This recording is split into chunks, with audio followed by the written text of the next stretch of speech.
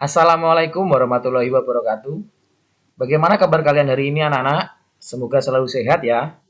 Bapak akan selalu ingatkan kalian untuk menerapkan protokol kesehatan dimanapun kalian berada. Yang pertama, memakai masker. Yang kedua, selalu mencuci tangan. Yang ketiga, memakai hand sanitizer. Selanjutnya yang keempat adalah menjaga jarak. Dan yang kelima, menghindari kerumunan. Semoga pandemi COVID ini bisa segera berakhir dan kita bisa kembali belajar di sekolah seperti dahulu. Amin amin ya rabbal alamin. Sebelum kita mengawali pembelajaran pada pagi hari ini, marilah kita berdoa terlebih dahulu. Berdoa, mulai. Selesai. Nah, anak-anak, Bapak mau tanya, siapa yang suka bersepeda? Nanti ditulis di grup WhatsApp ya. Nah, bagi kalian yang suka bersepeda, kalian harus tahu aturan-aturan dalam melakukan kegiatan bersepeda. Jangan sembarangan ketika naik sepeda, misalnya jalan di tengah, itu tidak boleh. Nah, kita akan belajar di tema 8, keselamatan di rumah dan perjalanan, subtema 2, menjaga keselamatan di rumah. Kita akan belajar dua materi. Yang pertama, kalimat tanya, menggunakan kata tanya sesuai dengan kegunaannya. Yang kedua, satuan waktu yang ada pada jam dinding. Semangat ya! Oke anak-anak, kita mulai di materi pertama yaitu kalimat tanya. Ayo coba siapa yang tahu kalimat tanya itu apa? Kalimat tanya adalah kalimat yang digunakan oleh seseorang untuk bertanya. Nah, dalam kalimat tanya itu ada kata tanya yang digunakan. Setiap kata tanya itu berbeda-beda. Kata tanya itu ada 6. Yang pertama, apa? Siapa? Kapan? Bagaimana? Mengapa? Dan di mana? Dari keenam itu memiliki tujuan yang berbeda-beda. Ayo kita bahas satu persatu.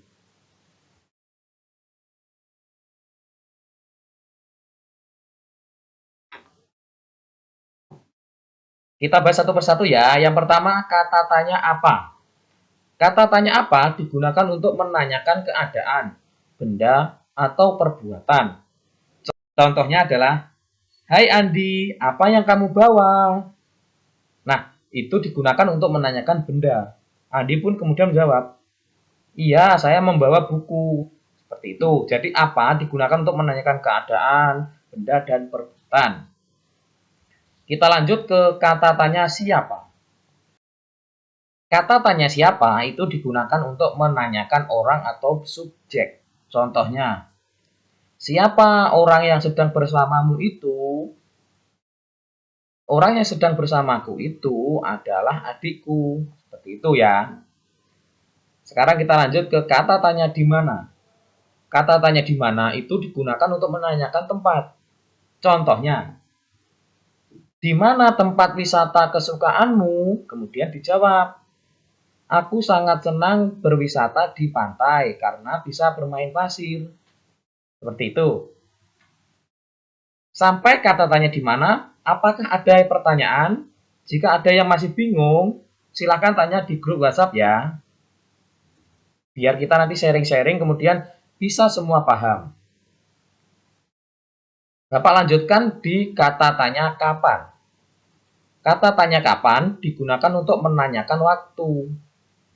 Misalnya, kapan kamu berangkat ke sekolah? Kemudian dijawab, saya berangkat ke sekolah pukul 6:30. Seperti itu kalau kata tanya kapan kegunaannya. Lanjut ke kata tanya bagaimana.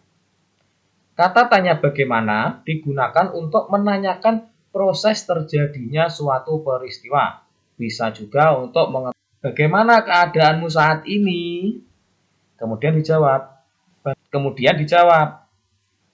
keadaanku saat ini alhamdulillah sudah sehat. Terima kasih. Seperti itu. Nah, sekarang menuju ke kata tanya yang terakhir yaitu mengapa. Kata tanya mengapa digunakan untuk menanyakan alasan atau sebab terjadinya peristiwa. Mengapa bisa seperti ini? Mengapa kamu hari ini datang terlambat? Kemudian dijawab, aku hari ini terlambat karena tadi bangunnya kesiangan. Seperti itu penggunaan kata tanya mengapa. Nah, sampai di sini masihkah ada yang bingung tentang penggunaan kata tanya? Bapak ulang lagi ya, kata tanya itu ada 6. Yang pertama apa, kemudian siapa, di mana, kapan, bagaimana, dan mengapa. Dari ke-6 kata tanya tersebut mempunyai tujuan yang berbeda-beda. Bagaimana, sudah paham? Kalau masih belum paham, nanti silahkan tanya di grup WhatsApp ya. Nanti kita akan sharing-sharing bersama di sana. Nah, tadi kan kita sudah belajar mengenai kata tanya. Sekarang kita lanjutkan belajar mengenai satuan alat untuk mengukur waktu. Yaitu ada 2 biasanya yang bisa dipakai. Yang pertama jam, yang kedua stopwatch. Pada umumnya, alat yang sering digunakan untuk mengukur waktu adalah jam. Ini Bapak berikan tampilan jam, dinding, dan juga stopwatch. Pasti kalian sering melihat ya jam dinding ya, karena di rumah pasti mempunyai. Nah, satuan waktu yang digunakan pada jam itu ada 3. Yang pertama itu jam, yang kedua menit, yang ketiga detik. Bagaimana kita mengetahui mana tanda yang menunjukkan waktu jam, kemudian menit, kemudian detik? Nah, kita akan bahas hari ini. Pada jam dinding itu ada 2 jarum. Yang pertama jarum panjang, yang kedua jarum pendek. Jarum panjang itu menunjukkan menit.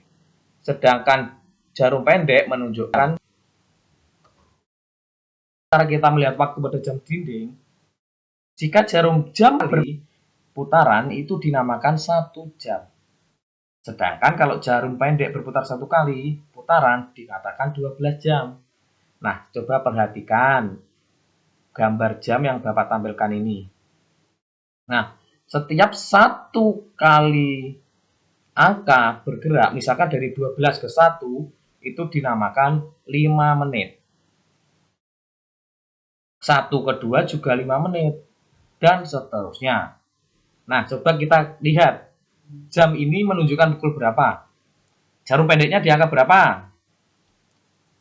10, betul. Kalau jarum panjangnya di angka 2. Berarti kalau di angka 2 itu berapa menit? Ayo coba dilihat. Kalau di angka 2 itu dinamakan 10 menit. Karena setiap penambahan 1 angka itu 5 menit. Jadi kalau penambahan 2 angka, 5 ditambah 5 sama dengan 10.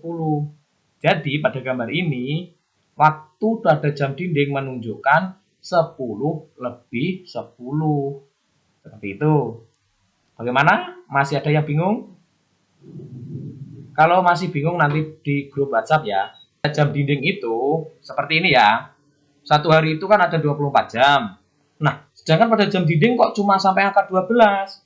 Bagaimana ya cara membacanya? Nah, pada jam dinding 1 kali putaran itu menunjukkan 12 jam. Setelah itu, putaran kedua itu langsung dilanjutkan. Jadi, misalkan putaran kedua itu jarum pendek itu ke arah 1, maka dikatakan jam 13. Atau biasa kita sebut dengan jam 1 siang. Seperti itu ya cara membaca jam dinding. Bagaimana? Ada yang masih bingung tentang materi yang Bapak sampaikan hari ini? Untuk lebih memahami materi, Bapak juga berikan link video YouTube pada bahan ajar yang sudah Bapak kirimkan di grup WhatsApp. Nanti bisa kalian tonton untuk menambah materi kalian. Untuk tugas hari ini juga sudah Bapak kirimkan ke grup WhatsApp, nanti bisa dikerjakan sebagai latihan kalian untuk memahami materi hari ini. Jika masih bingung, nanti ditanyakan ke Bapak ya. Kita akan sharing, Bapak akan jelaskan lagi sehingga kalian bisa lebih memahami. Sebelum mengakhiri pembelajaran, marilah kita berdoa terlebih dahulu agar materi hari ini bisa dapat kita pahami dengan baik dan bermanfaat bagi kita ke depannya. Amin amin ya rabbal alamin. Berdoa menurut agama dan kepercayaan masing-masing dimulai. Selesai. Bapak mohon maaf ya jika ada salah kata dan perbuatan. Bapak akhiri. Wassalamualaikum warahmatullahi wabarakatuh. Tetap semangat.